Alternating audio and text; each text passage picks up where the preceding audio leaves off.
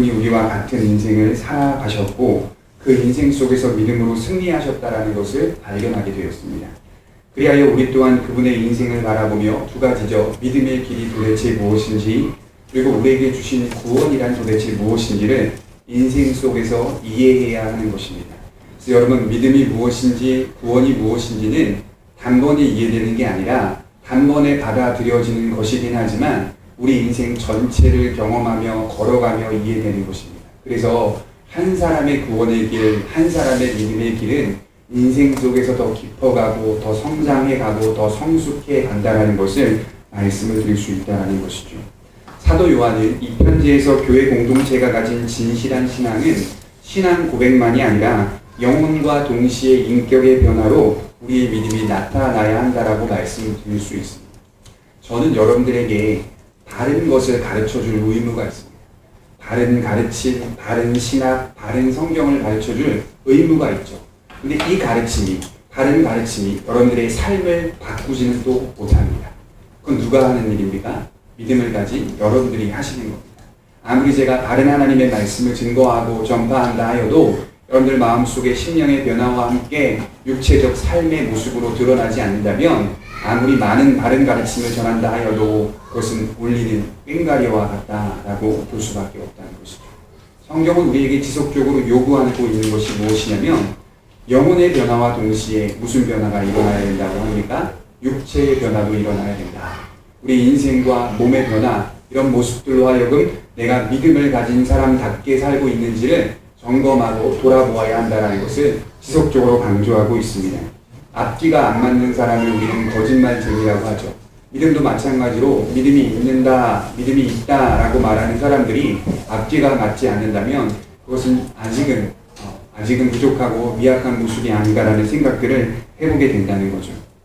삶을 바꾸며 나아가는 실천이 우리 신앙 가운데는 반드시 우연이 아니라 필연적으로 나타나야 한다라고 성경은 오늘 얘기하고 있습니다. 그 이유가 뭐냐면 5절에 보십시오. 우리가 그에게서 듣고 너희에게 전하는 소식은 이것이니 곧 하나님은 빛이시라 그에게는 어두움이 조금도 없으시다는 것이라. 여러분, 왜 우리가 변해야 합니까? 하나님이 빛이시기 때문이죠. 왜 우리가 삶 속에서 그렇게 믿음의 사람답게 살아가야 합니까? 우리에게 믿음을 주시고 구원을 주신 하나님이 어두움이 아니시기 때문입니다. 순도 100% 들어보셨죠? 순도 100%. 저는 이제 금을 팔았는데요. 어제. 네. 순도 100%는 물론 순도가 100%는 아닌 것 같더라고요. 그렇죠? 순금도. 네. 순도 100% 참 귀한 거죠. 귀한 거. 순도가 100%의 금과 가까이 가면 갈수록 가격은 비싸다. 어제 제가 알게 된 거는 14K 반지는 팔 때는 안 파는 게 낫더라고요. 예. 한돈, 차라리 팔려면 한돈 이렇게 파는 게 훨씬 낫더라고요.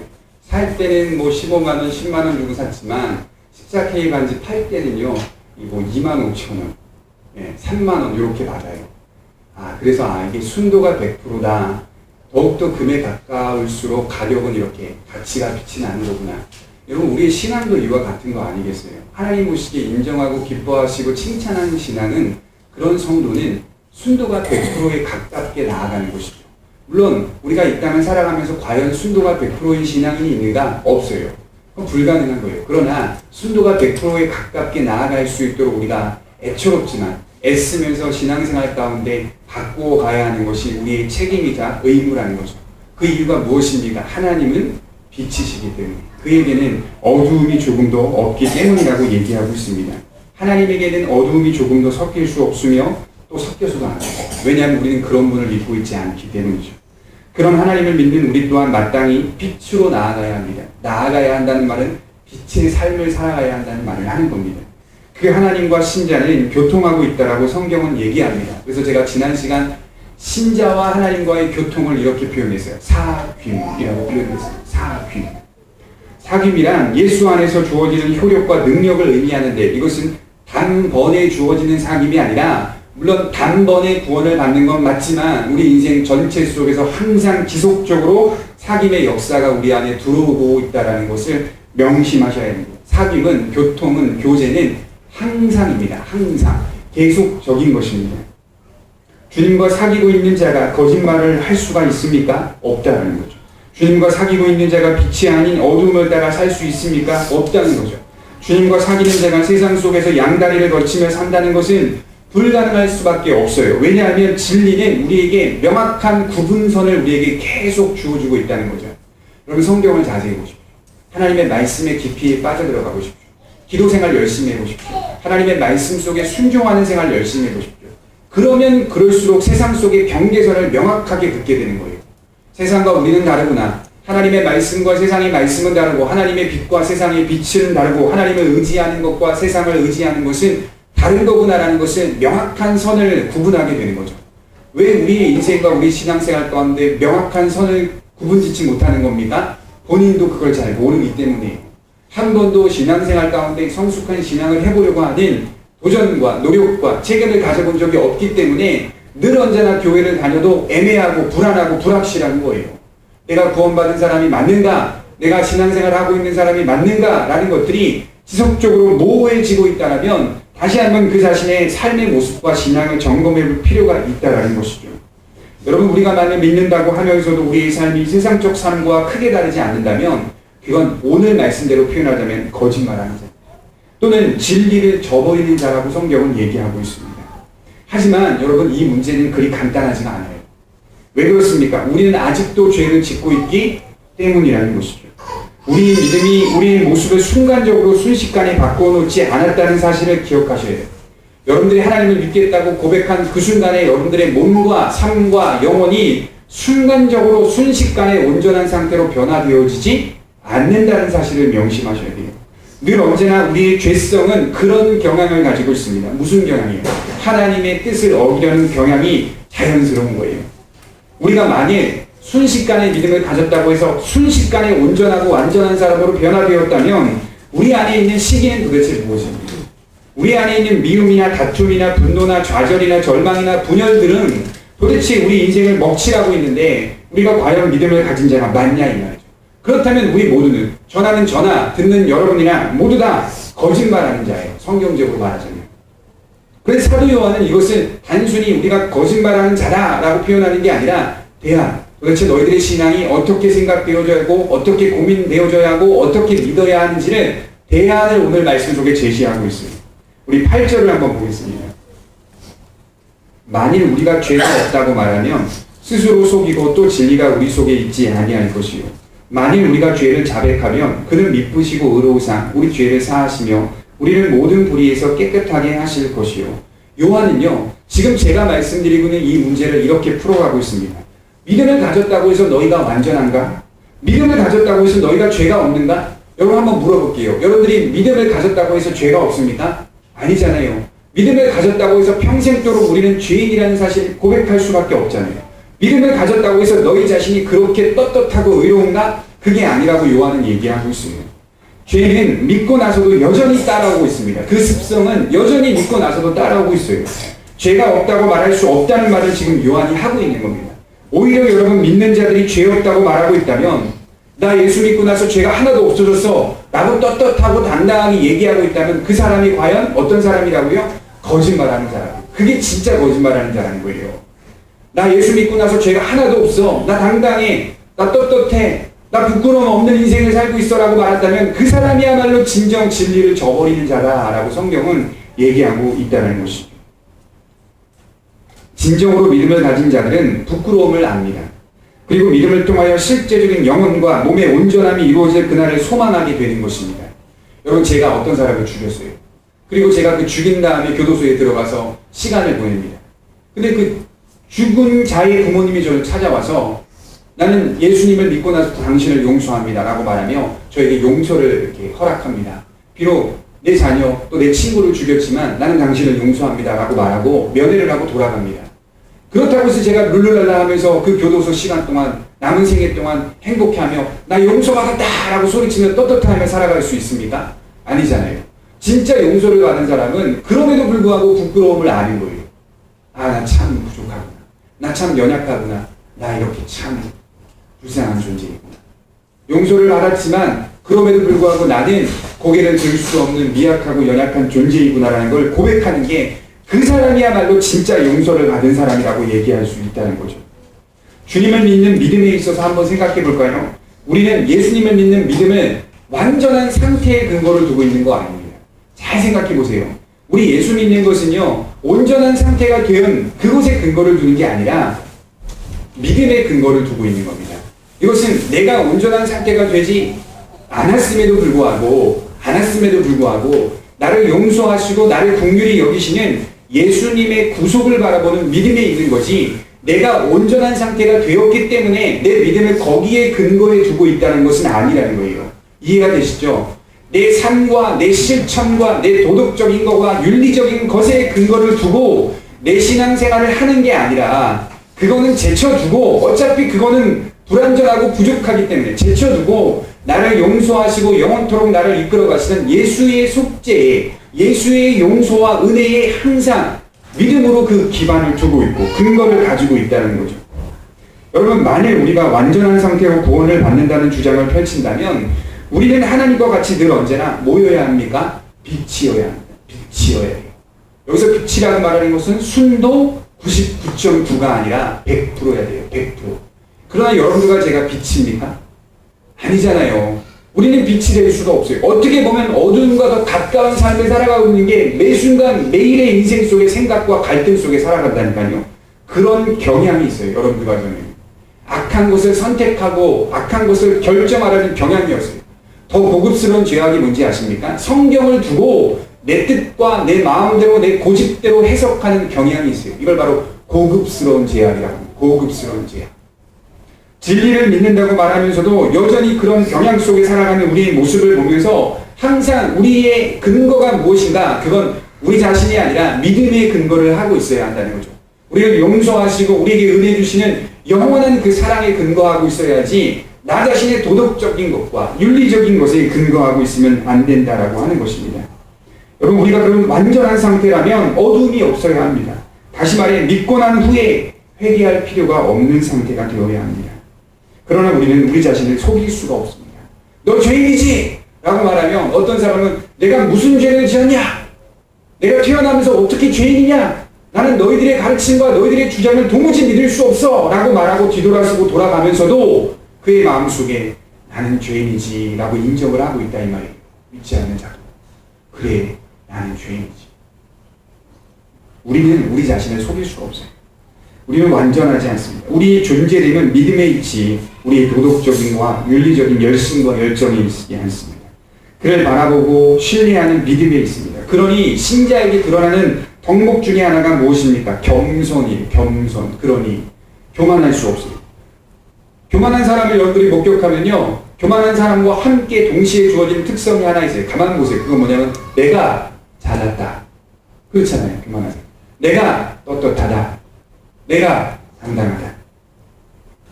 제가 어떤 성도님과 함께 대화하고 상담해보면 어떤 성도와 대화할 때마다 느끼는 게 있어요. 그 성도님은 자신의 문제와 자신의 어려움과 자신의 어떤 사건과 사고들이 가장 크다고 생각하며 저한테 이야기합니다.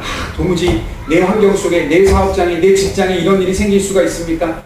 목사님 이런 죄를 저질렀습니다. 목사님 이렇게 마음이 아픕니다. 저는 참 부족한 것 같아요 라고 말하지만 그 말을 듣고 상담을 하고 있는 목사조차도 그 마음속에 나도 여전히 그가 갖고 있는 고민과 갈등들을 나도 여전히 지금 이 시간에 하고 있거든요. 명심하셔야 돼요. 나도 그가 갖고 있는 고민과 갈등과 사고와 사건들을 가지면서 자기 자신이 지금 죄인이라고 말하면서 나는 이처럼 비천하고 미련하고 미약하다는 걸 저한테 얘기하지만 저도 그 사실을, 그 문제를, 그 원인을 하나님 앞에 늘 고백하며 고하며 살아가고 있는 죄인이라 이 말이죠. 이해가 되시죠? 저도 똑같이 하고 있어요. 그러니 제 마음 한편에서는 무엇이라고 그 사람을 보며 말하겠어요? 말은 안 하겠지만 속으로는 나도 똑같아요. 나도 집사님이나 나도 권사님이 갖고 있는 죄악, 나도 여러분들이 짓고 있는 죄악과 똑같이 짓고 있어요. 별반 다를 게 없어요. 본인은 그게 크다고 말하지만 저도 저 자신의 죄악이 크다고 인정합니다. 크다고 인정하고 하나님 앞에 기도하면서 엄청난 죄를 저지른 사람처럼 기도하며 정말 그렇게 죄를 저지르고 있고 그 죄를 구하며 살아갑니다. 똑같은 거 아니겠어요? 목사나 성도나 똑같은 거 아니겠어요? 여러분들이 조금 더 좋은 게 뭐예요? 저한테 얘기하잖아요. 전 누구한테 얘기할 사람이 없잖아요. 얼마나 답답하고 얼마나 힘들겠어요. 그러니 그나마 지난주에 갔던 그런 수양이나 학술대를 통하여서 거기 가서 하나님 앞에 기도하는 거예요. 저는 죄인입니다. 이런 죄인이 흠없고 무음하고 온전하고 완전한 계시인 하나님의 말씀을 순전하게 전한다는 것이 어떻게 있을 수 있겠습니까? 하나님의 말씀이 빛인데, 빛에 대한 하나님의 말씀이 어두움 같은 저 같은 사람이 들어가서 그 빛을 드러내야 하는데 오죽 어렵겠어요? 오죽 힘들겠어요? 그러니 당연히 성령께서 그 말씀을 주도하고 주장하게끔 인도하시는 게 맞다 이 말이죠. 우리는 다 겸손할 수밖에 없어요. 십자가 앞에서 감히 누가 인생의 떳떳함과 당당함을 드러낼 수 있냐 이 말이죠. 그냥 보는 것과 현미경으로 보는 것은 차이가 있어요. 제가 초등학교 때 과학 시간에 현미경으로 어떤 먼지를 보니까요, 그냥 보는 것은 먼지가 안 보여요. 그러나 현미경으로 보면요, 야, 이걸 내가 어떻게 코로 숨 쉬면서 살고 있는지. 지금도 제가 강박증이 있어요. 강박증. 우리 성식사님도 있잖아요. 병 걸릴까봐 이런. 저도 있어요. 저도 정말 공감이 돼요. 그게 정말 지난번에 뭐 미세먼지 많을 때 집사님이 목사님 미세먼지가 많아요. 들어가야 돼요. 저는 그게 공감이 돼가지고 우리 성도님들 아무렇지 않게 점심 먹지만 저랑 둘이 들어갈까요? 들어가서 먹을까요? 이러고 있다니까요. 그 현미경을 본 순간 어린 시절 그 습관이, 그 습성이 머릿속에 자꾸 맴도는 거예요. 내가 이런 먼지를 먹고 있어야 되나? 십자가라는 것은요, 죄의 완악함과 더러움과 추악함을 명확하게 볼 수 있는 눈을 갖게 되는 거거든요. 그 십자가 앞에서 그리스도를 믿고 살아가는 성도들이 얼마나 믿지 않는 사람들보다 죄의 추악함을 더 많이 알까? 더 많이 알고 있잖아요. 얼마나 그 더러움을 더 많이 알까? 그러면서 우리가 그 앞에서 당연히 겸손해 줄 수밖에 없다는 거죠. 죄인들을 사랑하시는 십자가의 사건이 죄인된 인간의 인생을 현미경처럼 보여주는 거예요. 더 자세히 보는 거예요, 여러분들은. 어떻게 보면 믿지 않는 자들을 더 기다려줄 수밖에 없는 이유가 뭔지 아세요? 우리는 그 사람들보다 더 깊이 보고 있잖아요. 더 많이 아는 사람들이 넉넉하고 여유롭게 받아줄 필요성이 있는 거 아니겠어요? 그 사람들이 깊이 있게 죄를 짓고 있음에도 불구하고 자신의 죄악된 추악함이 무엇인지 몰라. 근데 우리는 요만큼의 죄, 소위 말해 아무것도 아닌 것 같은 죄를 지었음에도 불구하고 기도할 때 떠올라. 엄청난 차이죠. 그것을 통해서 우리가 알 수 있는 것은 죄가 이렇게 깊고 무섭구나. 그러므로 말미암아 그렇지 않은 자들에게 다시금 하나님의 백성으로 들어올 수 있도록 기다려주며 계속 권면해 주는 겁니다. 당신들 믿음으로 들어와야 돼. 당신들 그리스도 안으로 들어와야 돼. 라고 얘기하는 거죠.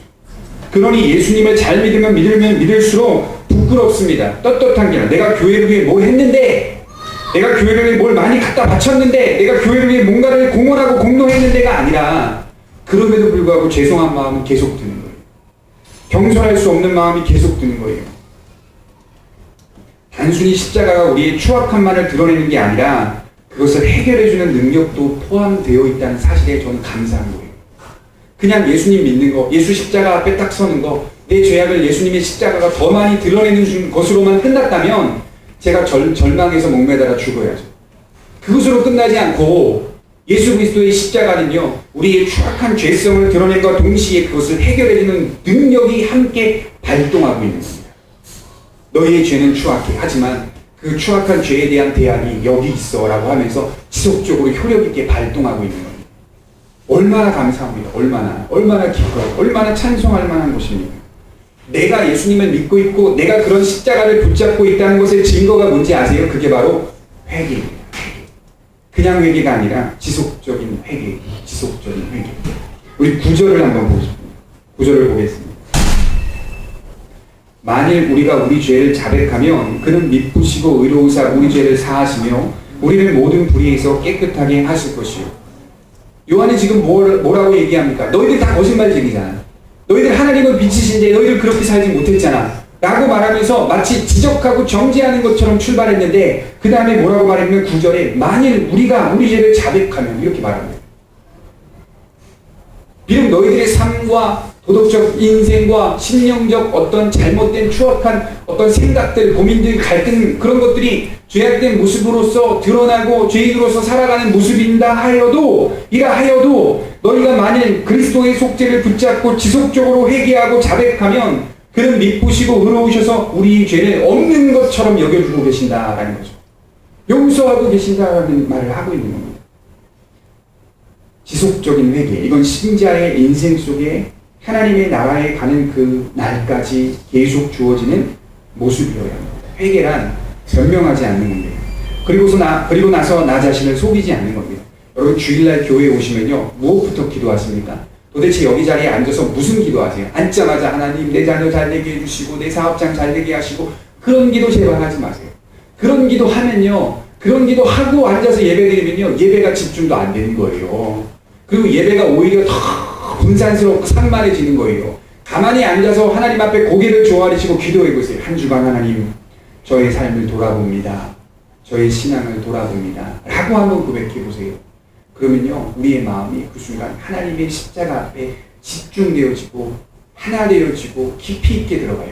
그럼 당연히 예배의 태도와 자세가 달라지게 되겠죠.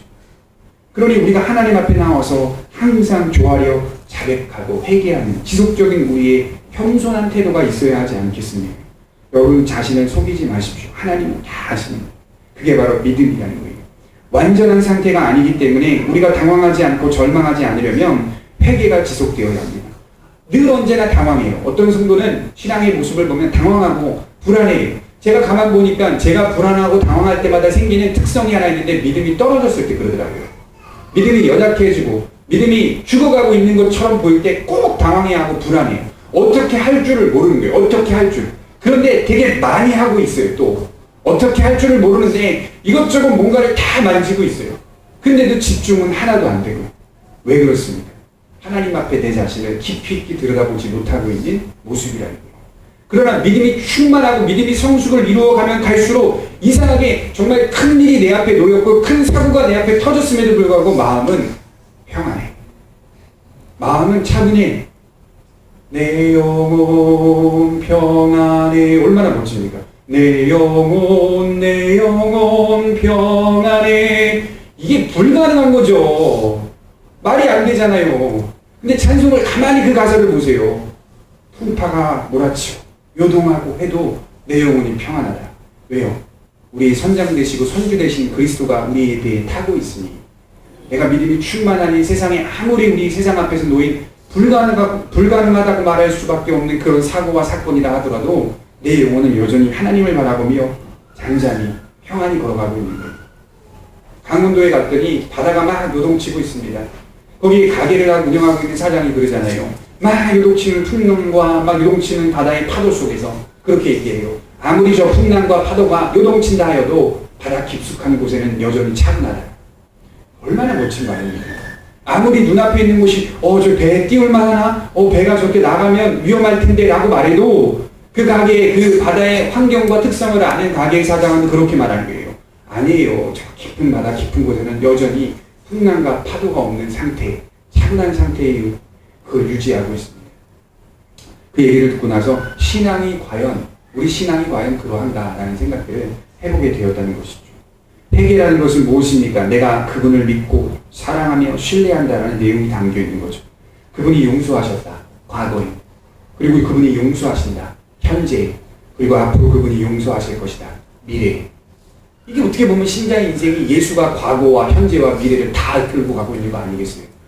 그런 내 자신이 부끄럽고 내 자신이 추악하고 내 자신이 떳떳하지 못한다 하여도 그럼에도 불구하고 내 한켠에는 이상하게 기쁨과 소망과 위로가 올라오는 이유는 나의 과거와 현재와 현실 또 미래를 용서하시는 그리스도의 사랑이 나를 언제나 붙잡고 있기 때문인 것이죠. 회개의 능력으로 사는 겁니다. 신자는. 회개의 능력. 우리는 빛으로 보이신 예수님의 길을 걸어가도록 새로운 여행을 떠나는 사람들입니다. 지속적인 변화, 지속적인 성숙을 이루어내는 그 길을 걸어가게 되는 것입니다. 교회가 망가지는 것을 제가 보았는데 교회가 망가지는 그 교회의 특성이 뭔지 알아요? 회개하지 않습니다. 성도들이. 모든 성도들이 다 하나같이 내가 잘났다라고 얘기합니다. 내가 내 자신을 주장합니다. 성경은 주장하지 말라고 해요. 주장하지 말라. 주장하는 자세를 갖지 말라. 그렇게 얘기해요. 성경은. 그러나 교회가 건강하고 건전한 교회는 뭔지 아세요? 막 박수를 막 열광적으로 친다거나 기도 소리를 막 방언을 한다거나 랄랄랄 방언을 한다거나 막 찬송을 막 1시간 2시간 부른다거나 막 하루 종일 기도한다거나 그런 교회가 건강하고 건전한 교회가 아니라 회개가 있는 교회. 진정으로 성도들이 자신을 점검하며 자신의 상태를 점검하며 회개하며 나아가는 교회.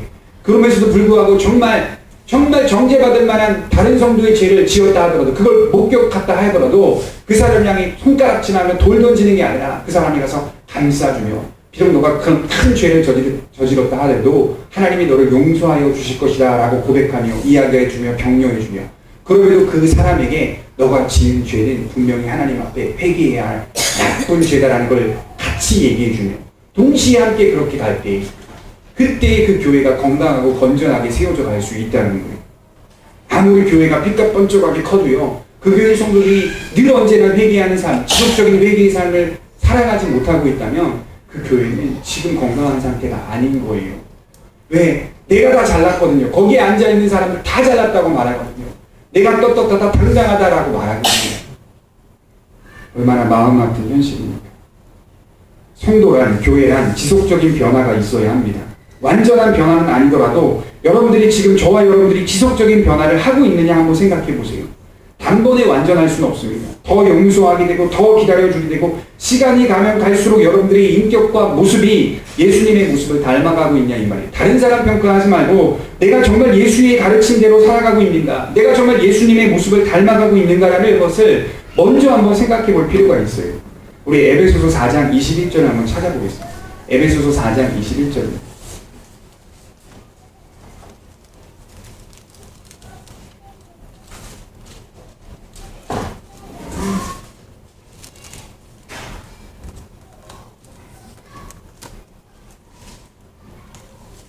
(21절부터) (24절까지의) 말씀을 한번 보도록 하겠습니다.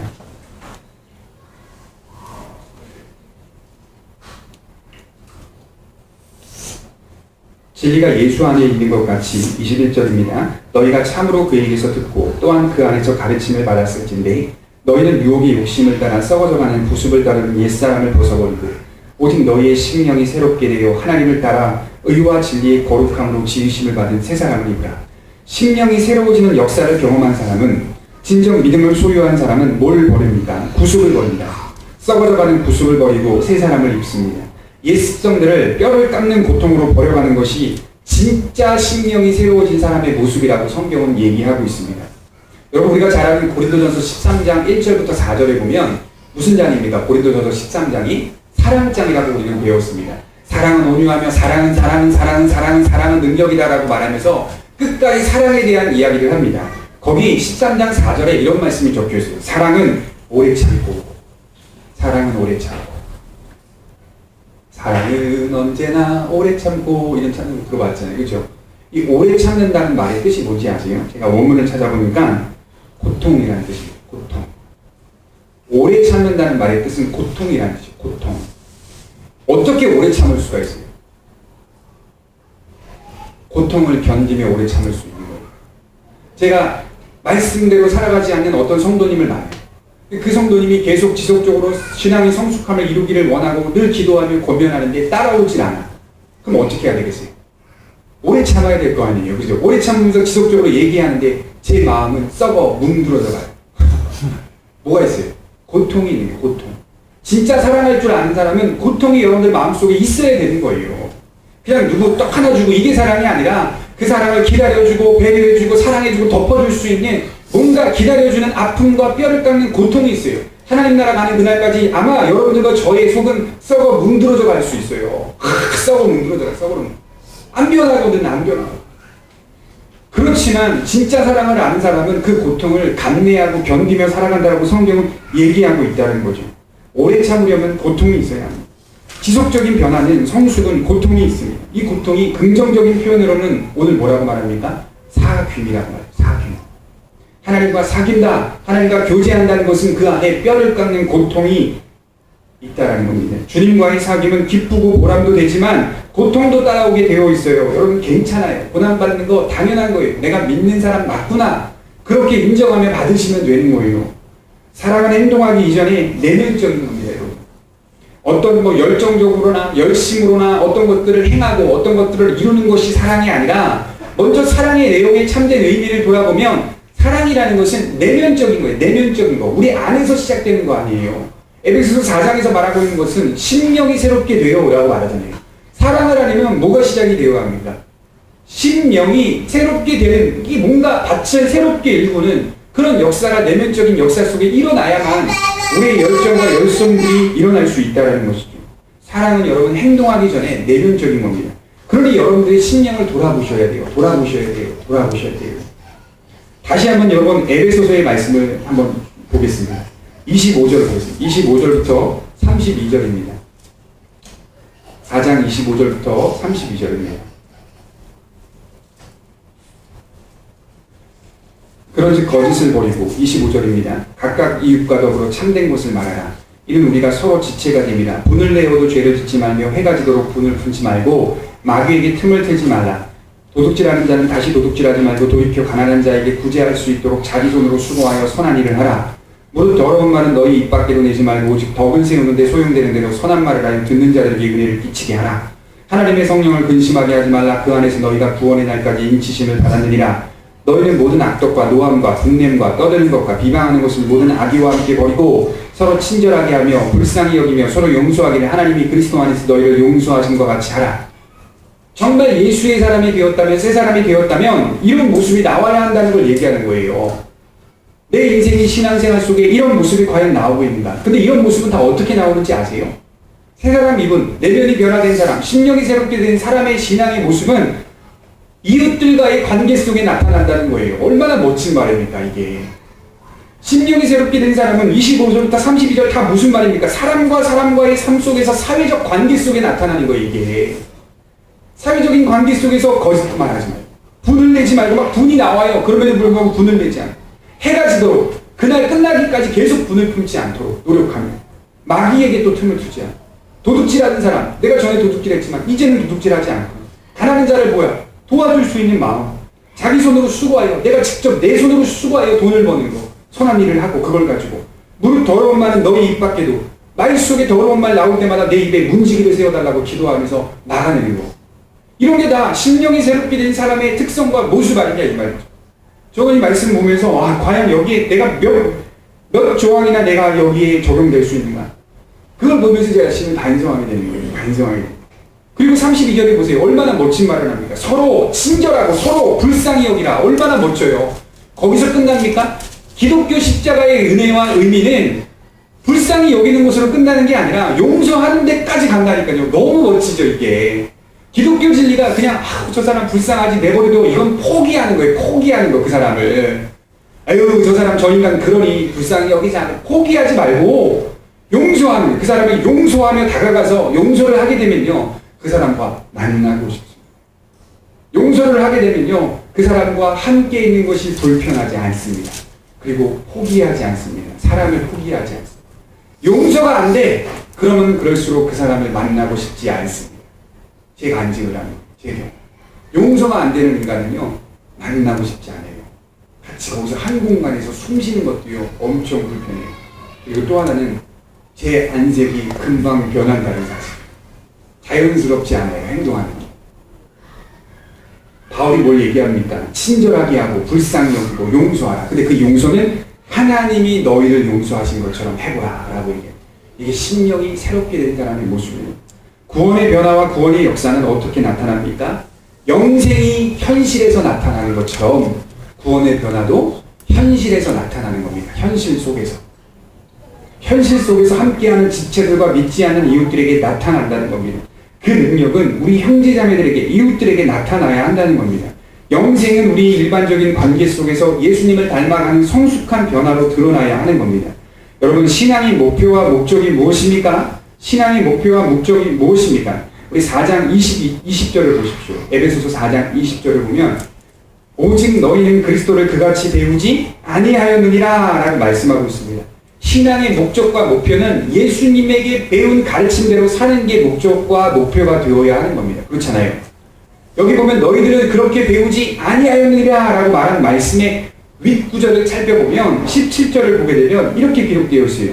그러므로 내가 이것을 말하며 주 안에서 증언하니 이제부터 너희는 이방인이 아니다. 이방인처럼 그 마음에 허망한 것으로 행함같이 행하지 말라. 그들의 총명이 어두워지고 그들 가운데 있는 무지함과 그들의 마음이 굳어짐으로 말미암아 하나님의 생명에서 떠나 있도다. 그들이 감각 없는 자가 되어 자신을 방탕히 방임하며 모든 더러운 것을 욕심으로 행하되 라고 말하고 있어요.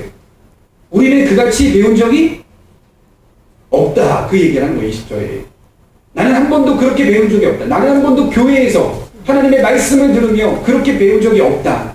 이방인들이 어떤 특성을 갖고 있습니까? 17절에 보면 교회는 다니지만 허망한 것을 쫓고 있어요. 그죠? 18절을 보면 뭐라고 말하고 있습니까? 눈이 어두워져 있고 무지한 것, 그들의 마음, 심령이 딱딱해져 있다. 굳어져 있다. 19절을 보십시오. 감각이 없는 상태. 마비된 상태. 이게 어떤 상태라는 거예요? 이방인들, 이방인들. 예수님으로 변화된 사람은 이럴 수 없다. 여러분들의 혹시 마음이 굳어져 있는 상태가 있습니까? 딱딱한 상태가 있습니까? 감각이 없는 상태가 있습니까? 또는 자꾸 허망한 것을 쫓으려고 하고 있는 상태가 있습니까? 그게 이방인이라는 말은 아니에요. 결코 그런 말은 아니고 지금 올바르게 그 가르친 대로 순종하고 있지 않다라는, 지금 그대로 나아가지 않으려고 하는 그런 악한 경향을 계속 갖고 있다라고 지금 바울이 얘기하고 있는 거예요. 우리는 그 허망한 것 쫓을 수 없다. 우리는 감각 없는 상태 될 수 없다. 우리는 마비된 상태가 아니다. 우리는 마음이 굳어진 상태가 아니다. 그렇게 얘기하는 거예요. 그러면 여러분 어떻게 하겠습니까? 그러면 안 되는 거잖아요. 그러면 어떻게 하겠냐 이 말이에요. 저는 이렇게 말씀드리고 싶어요. 마지막으로 예수님 믿는 신자에게는 회개가 있다는 거예요. 회개. 지속적인 회개. 내가 지금 허망한 것을 쫓을 때, 내가 지금 마음이 단단해질 때, 내가 지금 감각이 없는 상태, 감각이 없고 마비된 상태라 하더라도 하나님 앞에 나와 이 자리에서 지속적으로 하나님의 은혜를 구하고 회개할 때, 그때 다시 마음이 풀어지고 감각이 생기고 마비가 풀어지고 허망한 것, 아 그것이 진짜 허망한 것이었구나, 영원한 것 아니었구나라고 생각하고 육체적인 것 보지 않고 영원한 생명을 바라보며 가치 있는 것 붙잡고 살아갈 수 있는 본래의 깨달음, 본래의 생각, 업데이트가 일어나는 갱신되어지는 생각, 신앙, 그렇게 나아갈 수 있는, 무엇을 통하여? 지속적인 회개를 통하여. 저는 이렇게 말씀드리고 싶습니다. 예수님 믿는 신자에게는 쾌락이 있습니다. 쾌락. 좋죠. 여러분 죄 지었을 때 쾌락이 얼마나 달고 오묘합니까? 그러나 정말 예수 잘 믿어도 쾌락이 있습니다. 그리고 희열도 있고요. 기쁨이 있습니다. 어디서 그것을 찾을 수 있을까? 가만히 생각해 봤는데 바울 서신을 보니까 어디서 찾냐면요. 죄를 이겨낼 때 찾는 거예요. 내가 오늘도 살아가면서 죄를 이겨내요. 그때요. 이상하게 쾌락이 있습니다. 그리고 희열이 생겨요. 그리고 뭔가 기쁨이 생겨요. 내가 죄를 이겼구나. 내가 오늘도 나에게 주어지는 유혹과 미혹과 여러 가지 허망한 것을 쫓고자 하는 마음들을 버리고 하나님을 선택하고 있구나라고 말할 때 그때 내 안에 주어지는 쾌락, 그거 얼마나 대단한 건지 아십니까? 그 쾌락이 무엇까지 진행되게 하는지 아세요? 영생이 진짜 있구나. 그걸 알게 돼요. 내 힘으로는 내가 죄를 이겨낼 수 없는 거였는데 이상하게 내가 이겨냈네? 라는 것들을 동의하고 공감하게 되면서 영생이 지금 있구나, 진짜 있구나, 영생이. 그걸 발견하게 된다는 거예요. 바라기는 여러분들 영생을 맛보시기 바랍니다. 그리고 쾌락을 한번 살아가십시오. 쾌락적인 죄를 이겨내는 희열을 느끼고 기쁨을 느끼며 살아가고 싶죠. 얼마나 멋집니까? 영생을 맛본다는 건 죄를 이겨낼 때 진정한 희열, 진정한 기쁨을 누릴 수 있습니다. 여러분과 제가 무엇을 바라겠습니까? 하나님 앞에서 우리의 지속적인 회개를 통하여 그 아들의 형상을 닮아가야 하는 줄 믿으시기 바랍니다. 기도하도록 하겠습니다.